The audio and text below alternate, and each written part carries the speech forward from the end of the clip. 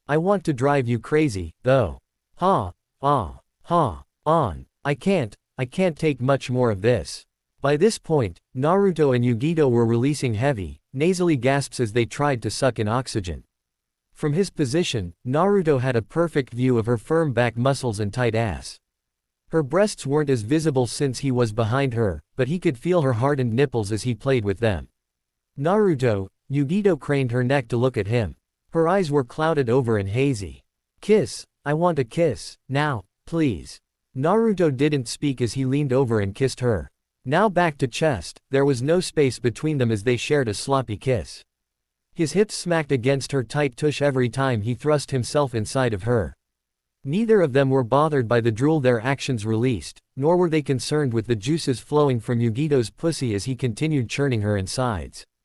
When he felt his end coming, Naruto stopped kissing Yugito and placed his hands underneath her thighs.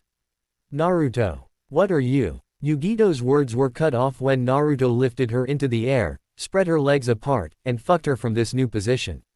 She released a loud cry as she fell backwards against him.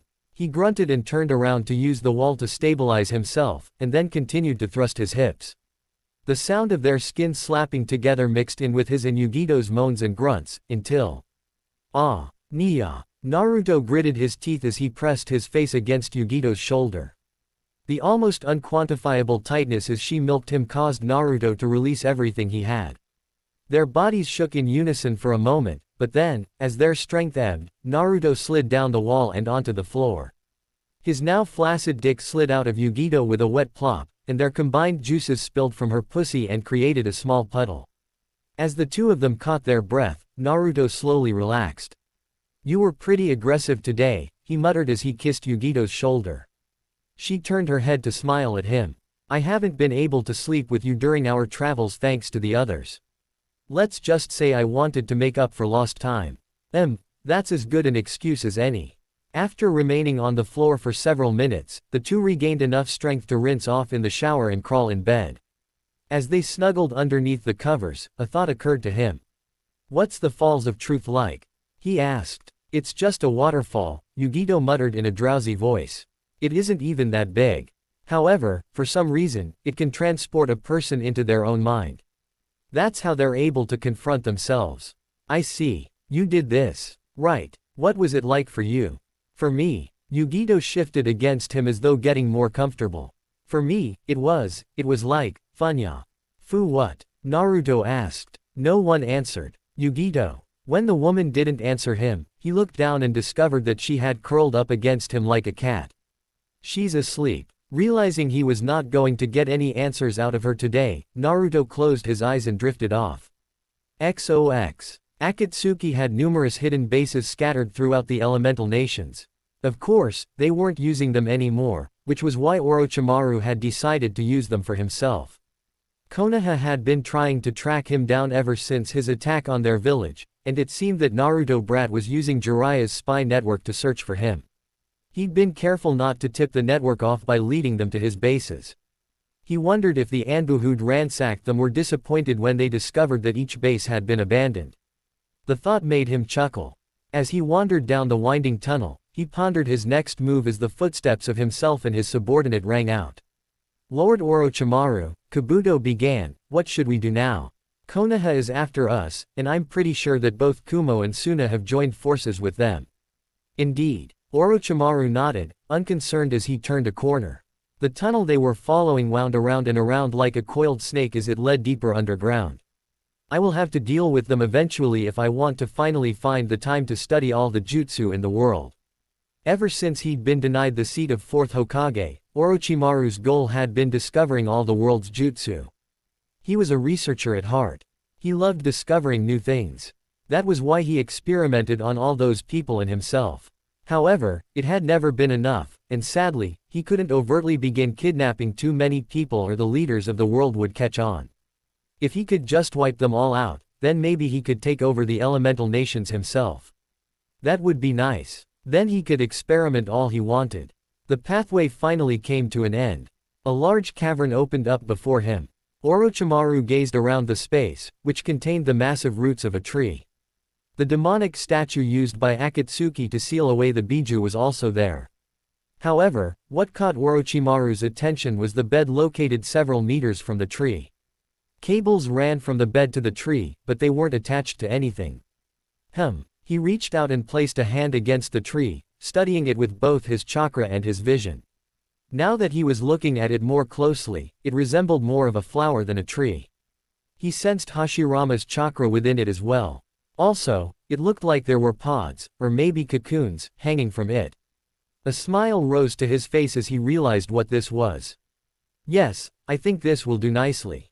"Lord Orochimaru?" Kabuto questioned. "It's nothing." Orochimaru pulled his hand off the tree and continued walking. He eventually came into a room that looked like a laboratory. It was a fairly plain room that had been sterilized. There was a single bed in the center. Inside the lab was a massive wall with the Uchiha clan symbol on top of it. As he eyed the wall, which contained a massive collection of Sharingan eyes, laughter bubbled from his throat. With this lab, he would easily be able to study all the world's jutsu. And he would also be able to wage his war on the elemental nations. XOX. The ship Naruto was on rocked across the water, back and forth, back and forth. It was a damn good thing he didn't get motion sickness. Poor Yugito was currently holed up in their room. The last he saw of her, the girl had been leaning over there. Toilet. He had no clue where they were exactly. After leaving Kumo, Kurabi had led him and Yugito to this coastline, where a boat was waiting for them. The boat they were on wasn't very big, but he wouldn't call it small either. From stern to bow, he would have said it was probably 20 meters long. Aside from himself, Kurabi, and Yugito, there were the ninja who manned the boat. It was a single squad of 4, 3 chunin and 1 jonin. A thick fog surrounded their ship. As he leaned against the railing and tried to look into the fog, Naruto found himself squinting. Nope. He couldn't see a damn thing. I wonder how long it will take to reach this place where I'm going to be training. It won't take long now, one of the ninjas said. Just be patient. Naruto sighed. I am being patient. Hey, ya fools. Killer Bee is in the house. We better get there soon cause I'm waiting for my chance to shine. Gonna help Mr. 9, ya. As the loud voice rang out across the boat, Naruto turned his head to see Kurabi strolling out of the ship's interior. A sickly Yugito was trailing behind him. She looked like she'd seen better days. When compared with Kurabi, who was bright as sunshine and spouting rhymes like they were going out of style, the poor girl looked like she'd taken one step into the grave. We're coming up on it now, the ninja from before said. Take a look. At those words, Naruto turned around and glared into the fog, which soon cleared up to reveal an island that looked like the back of a gigantic porcupine. All he could see were massive stakes jutting from the island. Several creatures that had an avian appearance were impaled upon a few of those stakes. There were also a number of corpses floating in the water.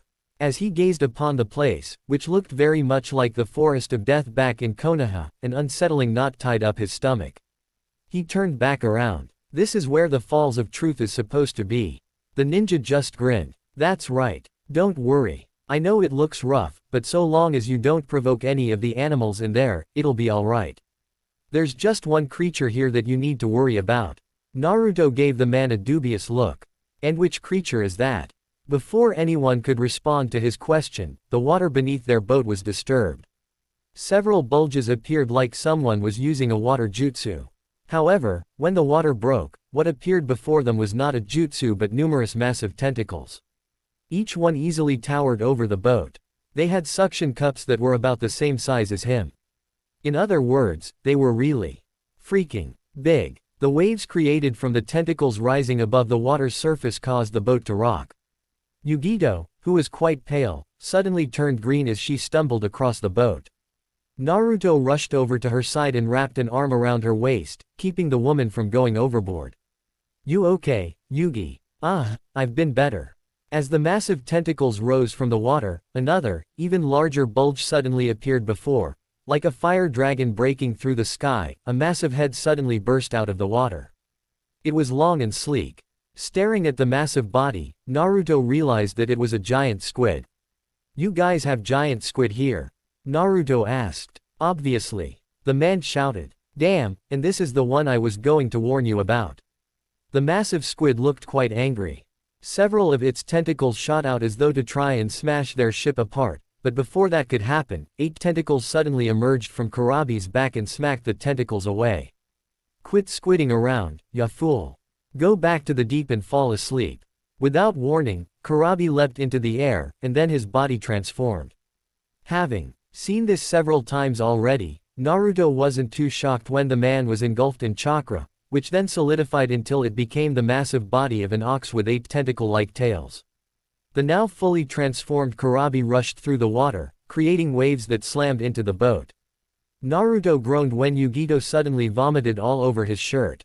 However, he merely rubbed her back as her fellow Jinchuriki slammed a fist into the squid's face, pushing it down into the water and forcing it to retreat.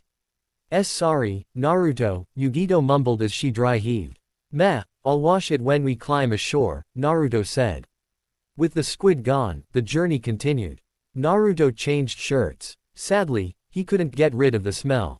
As they drew closer to the island, a voice suddenly shouted from far above them. Welcome, everyone. I've been waiting for you. The man who appeared on one of the spikes had dark brown, spiky hair and dark eyes. He wore the standard outfit of a Kumogakur ninja and a light gray scarf around his neck. While he didn't look that unusual, he did have a dark green mark that ran down the bridge of his nose. I am Motoi. I'll be your escort from here on out. Allow me to show you to the rooms you'll be staying in for the duration of your time here. The boat soon came ashore, and everyone climbed off. Naruto lifted Yugito into a princess carry as he left the boat.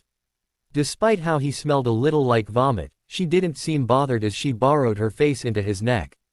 Once they entered the forest proper, Naruto could see that it really did look a lot like the Forest of Death.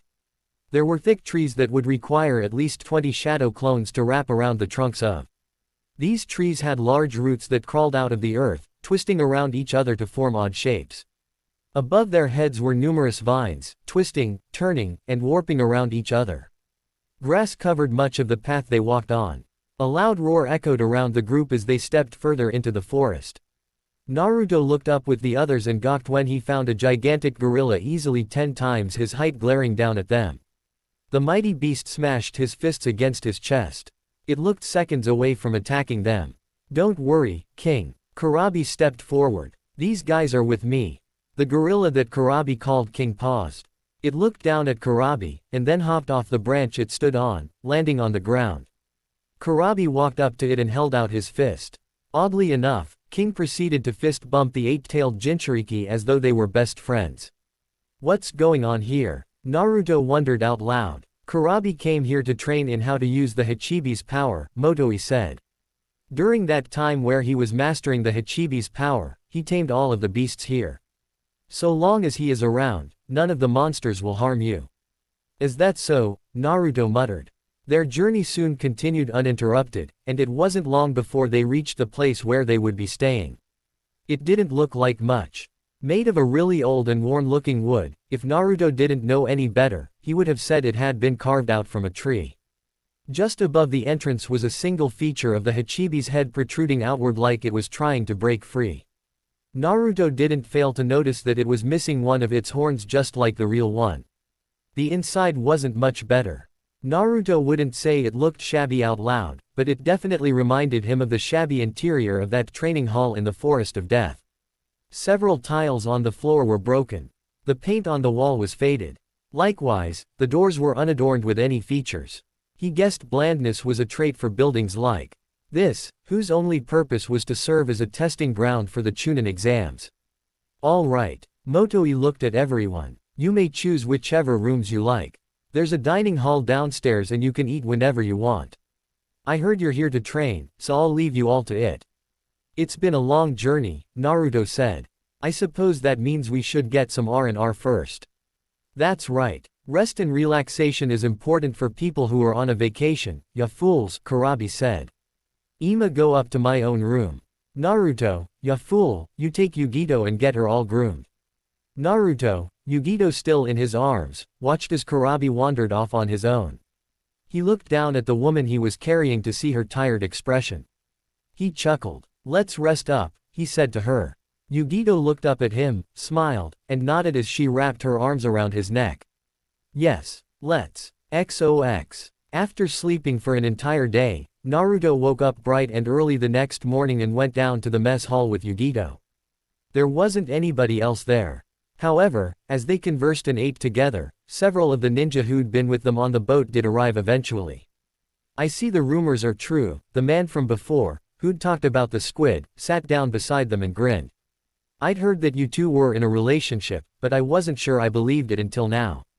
Naruto and Yugito glanced at each other, and then looked back at the man. It's true, Yugito said.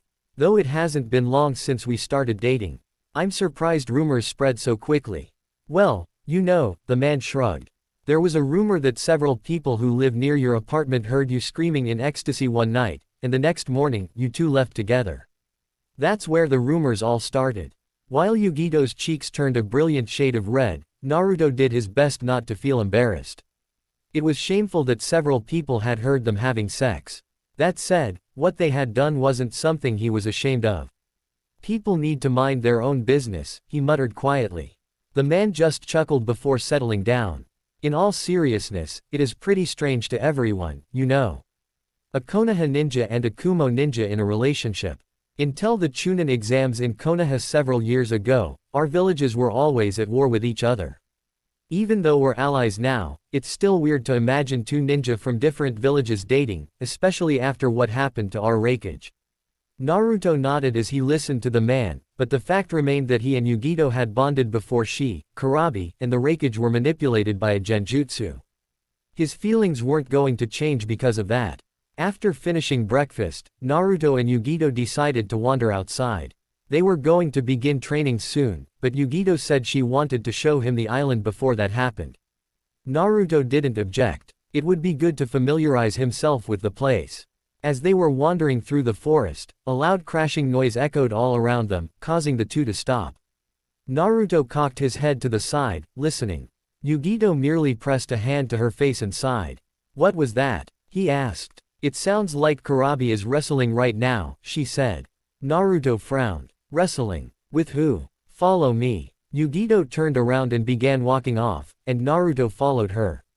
As they walked past several large trees, the space around them opened up, revealing a massive clearing where several bears were sitting around a circle.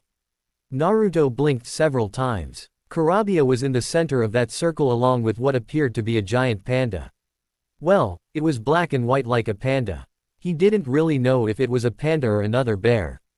"I'm ready whenever." "You are, ya fool. Don't hold back or this Lord Jinchuriki is gonna make you feel regret." At those words, the panda rushed forward, claws out, and tried to smash into Kurabi. Naruto crouched on the ground as two tentacles shot out from behind the Jinchuriki's back and clamped down on the panda's hands. A brief struggle took place.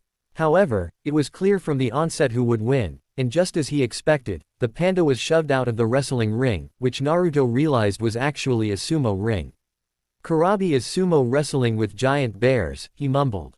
Yugito shrugged. "Didn't Motoi already tell you? Kurabi befriended all of the animals in this forest."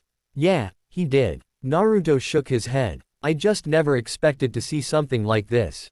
As the two of them spoke, the bears seemed to notice their presence and suddenly stood up. Bristling fur gave them a dangerous appearance. A slight killing intent filled the air as the bears glared at him and Yugito. However, this also caused Kurabi to notice them. He grinned and, after patting the panda on the leg, he walked over to them. "I see you're up and at 'em. Looks like Yugito is feeling refreshed. Would that be your doing, ya fool?" "All we did was sleep," Naruto said. He looked back at the bears, who seemed to have realized they were with Kurabi and sat back down. "Having fun. In the sun, you know it." Kurabi turned his last question into a rhyme. "We're about to begin training," Yugito said. "Are you going to stay here, or will you be heading to the Falls of Truth with us?" Kurabi looked back at the bears, all of whom tilted their heads, and then turned back to them. "Since our mission here is to help Naruto make his dark half appear, I'll travel with you to the Falls of Truth and watch out for him, ya feel me?" "Sounds good." Yugito nodded. "Then let's head off." With Kurabi now joining them, the trio made their way through the forest, until they reached the Falls of Truth. It really did look just like a regular waterfall.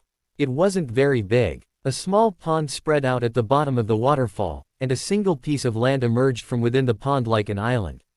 "This is where you can face your dark self," Kurabi said. "All you gotta do is sit on that island and stare into the waterfall. Then you'll enter your mind and face the dark, but be careful that you don't fall, ya fool." Naruto looked from Kurabi to Yugito, who nodded at him. Seeing this, Naruto walked onto the water, and then stepped onto the island. He sat down, crossed his legs, and closed his eyes. Time seemed to stand still. It was inconsequential. What was probably only a few seconds seemed to extend into hours as he sat there with his eyes closed. However, all too soon and all too late, a voice emerged from within the darkness of his mind. "You finally came." Naruto opened his eyes to find a dark shadow standing behind the waterfall, an indistinct silhouette that he nevertheless recognized. The area around him had become thick with fog. He couldn't see anything beyond this pond and waterfall. Did that mean this was merely his mind creating a representation of the waterfall? "I didn't have much choice," Naruto said as he stood up. "I can't leave something like you hanging over my head." "Something like me?" The voice snorted. "Yes, I'm sure you hate seeing something so dark and disgusting inside of you. You never could admit that you're actually a horrible person. You could never admit that you hate the village and the people who live there. So dishonest with yourself." "That isn't true at all." Naruto scowled. Konoha is my home. It's true that I didn't get along with the villagers at first, but I worked hard to prove myself, and now I've finally earned their acknowledgement and respect. The voice snorted once again. Don't lie to yourself. You hate them. Even now, you wish you could kill all of them. Those idiots who only ever saw you as a monster. They never gave you the time of day when you were younger, yet the moment you display your strength, they suddenly have a change of heart. This is why Akane hates humans, you know. It's because they are all, without exception, superficial and shallow. As the voice continued talking, the water split and the figure walked out from behind the waterfall. He looked just like Naruto. His face, his height, his clothes, his build. It was like staring into a reflection. However, the reflection was distorted. While this person looked almost identical to Naruto, his eyes contained nothing but hatred and darkness. The normal whites of his sclera were an inky black, and his pupils were a dark red, a vibrant crimson that glistened like blood. Naruto scowled at him. Do not talk about Akane. You have no right. I have every right. Yami shouted. It's her fault that we were turned into monsters. If she had never attacked the village, we would have never been forced to endure the pain of being hated. While I hate the village for how we've been treated, I hate her even more. A sickening grin spread across Yami's face. Don't deny it. You hate her as much as I do. I don't. You do. You and I are the same. All of your emotions are also my emotions. I'm through listening to you. Naruto's chakra surged from his body. You and I will never come to an agreement. I'll just destroy you. You can't destroy yourself. Yami shouted as his own chakra surged.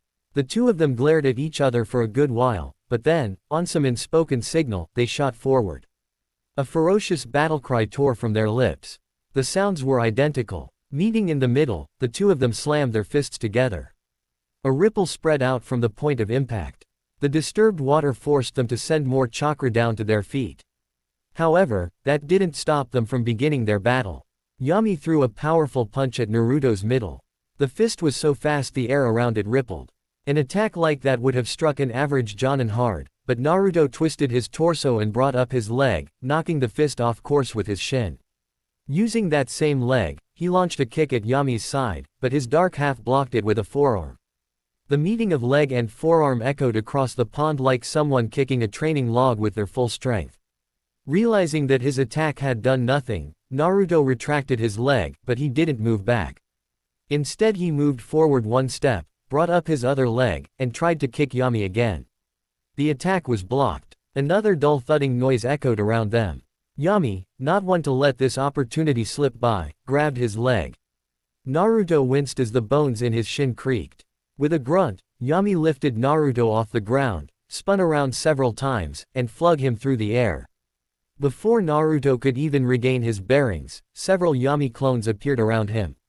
Pain erupted in his back as a foot slammed into his spine. Then he received another sucker punch that lifted him higher into the air. At the apex of his ascent, Yami appeared above him, his body spinning on an axis as he extended his leg and slammed his heel into Naruto's head. Naruto's body disappeared in a puff of smoke. What Yami had hit was a log. Rasengan. A loud shout echoed from above, causing Yami to look up just in time to see Naruto descending, a Rasengan in his hands. Glaring, Yami created his own Rasengan and thrust it at Naruto. The two jutsu met in the middle and exploded with cataclysmic results. Both of them were flung away like ragdolls. Naruto flipped himself around several times and landed on the water. He glanced up. Several meters away was Yami, who also stood on the water. The two of them glared at each other, hatred burning in their eyes, and then they released another battle cry and launched themselves at each other once more.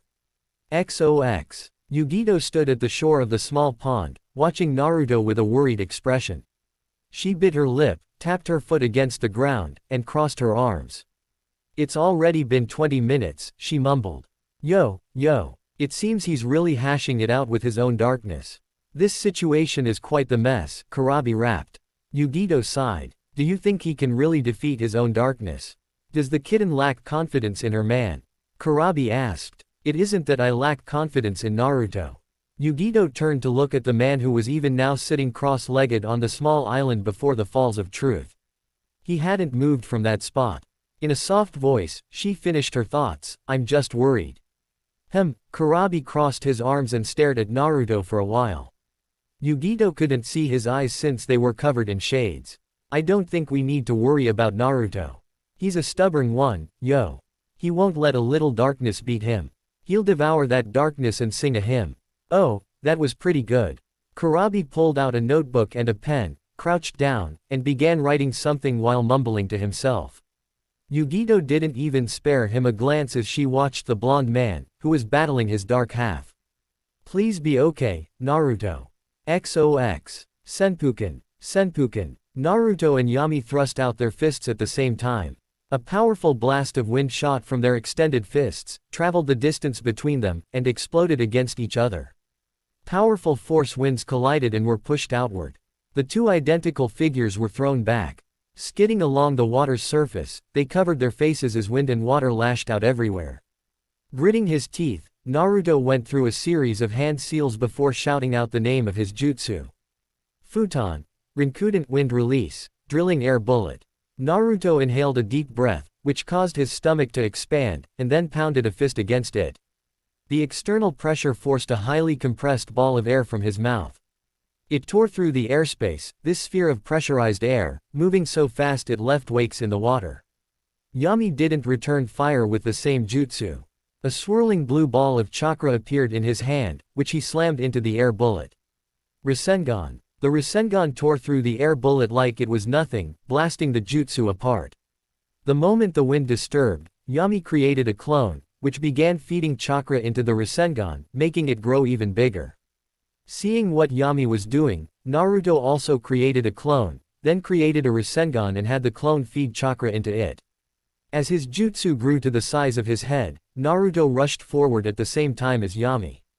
The two met in the center. They thrust out their hands, their jutsu colliding with each other, creating a massive explosion that sent them both flying. Naruto grunted as he hit the water's surface. Skipping along like a pebble thrown by Maida Guy, Naruto rolled through the air and across the water before hitting it for a final time with a brilliant splash. As he sunk beneath the surface, he shoved chakra into his hands and used them to climb back on top of the water. Yami did the same several meters away.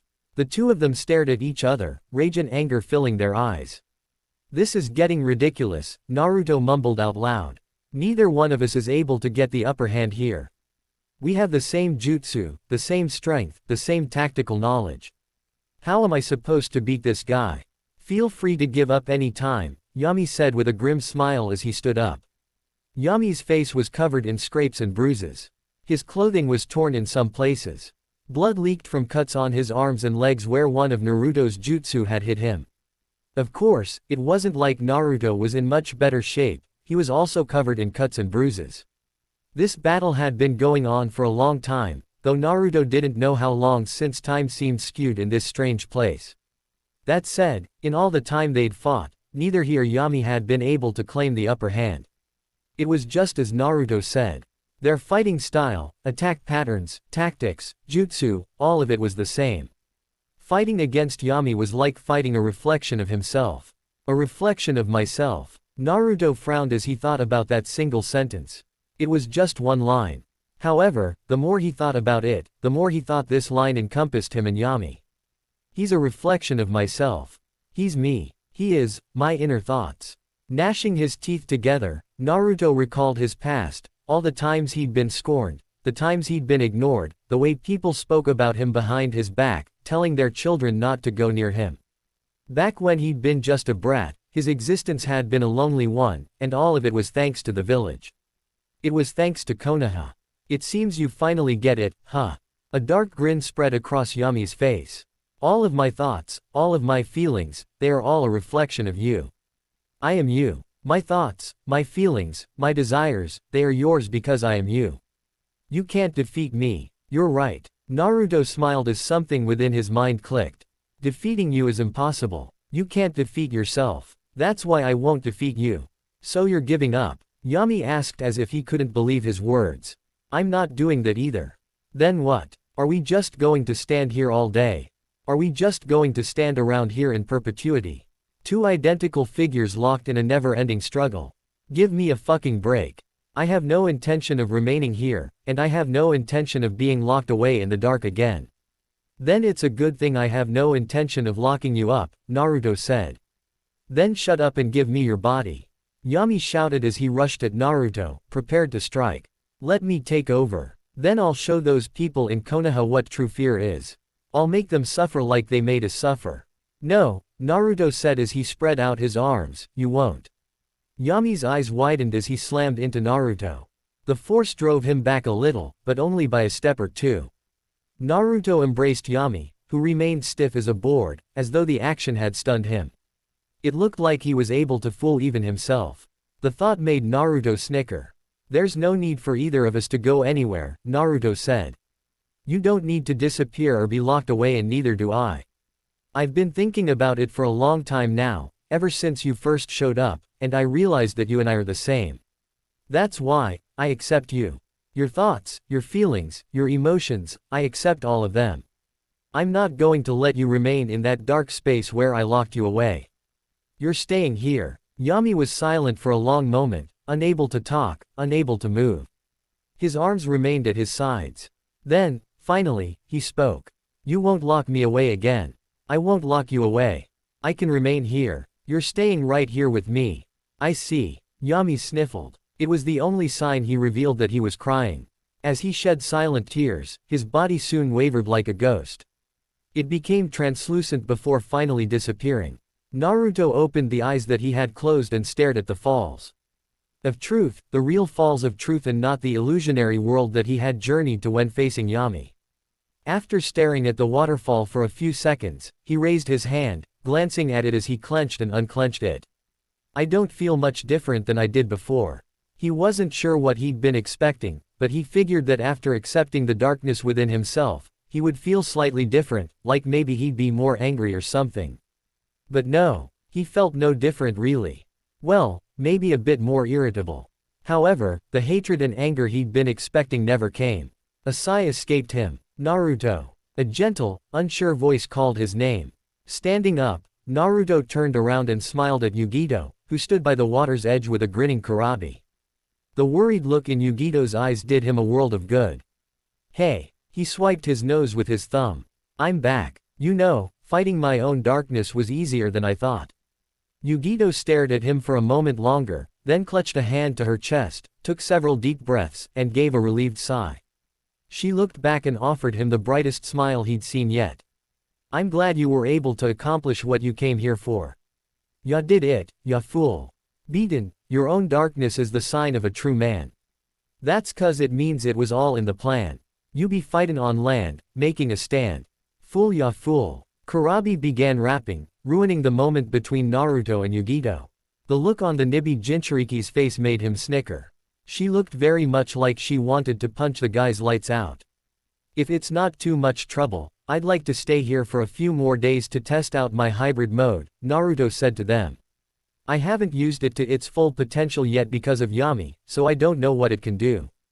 That's fine, Yugito said after a moment of thinking. There's a training ground close to here that we can use. A spar should give you an adequate chance to learn the extent of your abilities. Right, now that we're all ready, let's go and get heavy. We're gonna slam it down, go all out, make some noise, and scream and shout, Kurabi rhymed. Yugito could only release a heavy sigh as her fellow Jinchuriki rapped.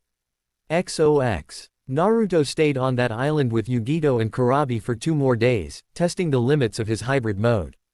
He was pleased to discover that he no longer had a time limit. Well, he did, but it wasn't because he could only keep it going for a certain time before losing control. His control was perfect. Now he only had to worry about running out of chakra. That said, his reserves were so large that Naruto could maintain his hybrid mode for 6 hours before they ran dry. After learning more about his powers, Naruto, Yugito, and Kurabi left. The several-day journey at sea was rough on Yugito, who really didn't enjoy sailing, or rather, had no ability to handle the rough rocking. Naruto spent most of his time comforting the woman as she leaned over a toilet. Once they arrived on land, the 3 of them, plus their entourage of Kumo ninja, began traveling back to Kumo. The sun was going down. One of the Kumo ninja glanced at the sun, and then looked at Naruto and the others. Let's camp here for the night, he said. We should be able to finish our journey tomorrow. Sounds good to me, Naruto said. A night under the stars, gazing from afar. What could be better on this journey together, Kurabi added.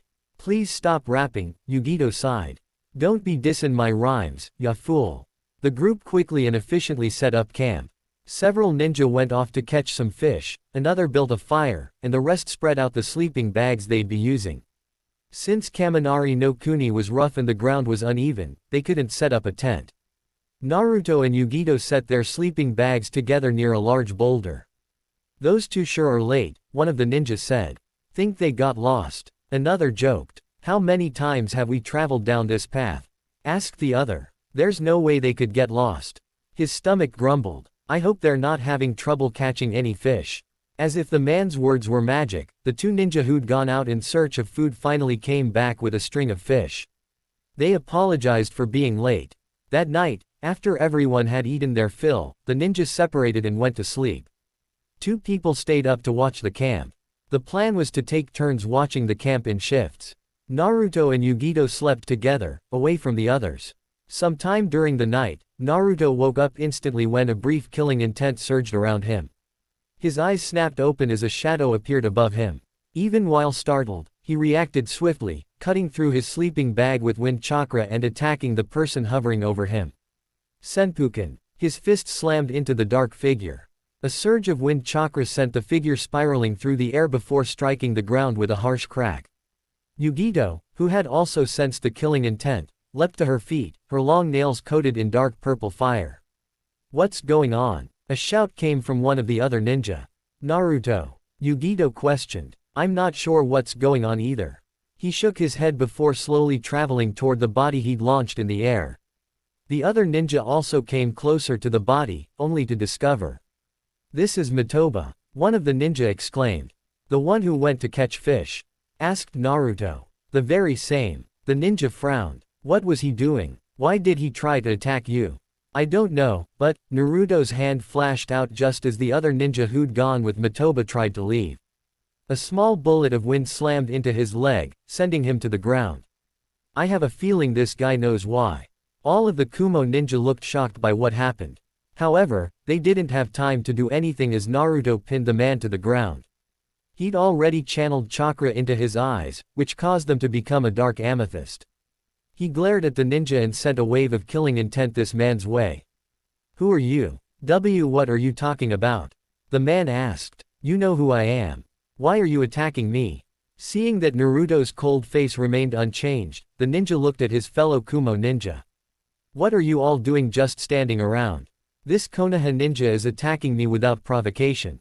Help me. Do not think that's going to work. Naruto narrowed his eyes as he sneered. I'll admit, your disguise is almost perfect. Even with these eyes of mine, I can't tell the difference between your chakras. It's the exact same as the guy who went to get fish. However, while you seem to have the incredible ability to change your appearance and chakra, you can't change your scent. Who are you? His words caused the Kumo ninja to glance at each other. Naruto ignored them as he placed a hand on the man's chest and shoved his chakra through the person, jolting them. As the man screamed, all the Kumo ninja except Yugito and Kurabi pulled out their weapons as if to attack him, but then they paused as the man suddenly transformed. His dark skin became a pasty white. His body was deformed. The entire left side from his foot to his face gave him a plant-like appearance. He had green hair and yellow eyes. This is Zetsu. Naruto blinked. No, Zetsu is supposed to be black and white. Who is this? What's going on? Asked Yugito. This person, Naruto gestured toward the struggling man. He looks almost like the man called Zetsu, a member of Akatsuki. However, Zetsu has one black half and one white half, and his body is supposed to be surrounded by a Venus flytrap. This person looks like what Zetsu would if someone tore him in half. I'm not sure I get it, Yugito admitted. Neither do I. Naruto thought for a moment before turning to one of the ninja. Hey, go to where these two were catching fish and see if you can find anything unusual. What? I mean, yes. While the man appeared startled that Naruto was ordering him around, he quickly did as he was asked and rushed off. Naruto and the others waited for the man to return. While they did, Naruto knocked the person beneath him unconscious and sealed both him and the deceased body of the other imposter into a scroll. The man who'd gone out returned several minutes later. It's just as you said, he reported. We found the bodies of Matoba and Ishiki. It looked like someone had slit their throats from behind.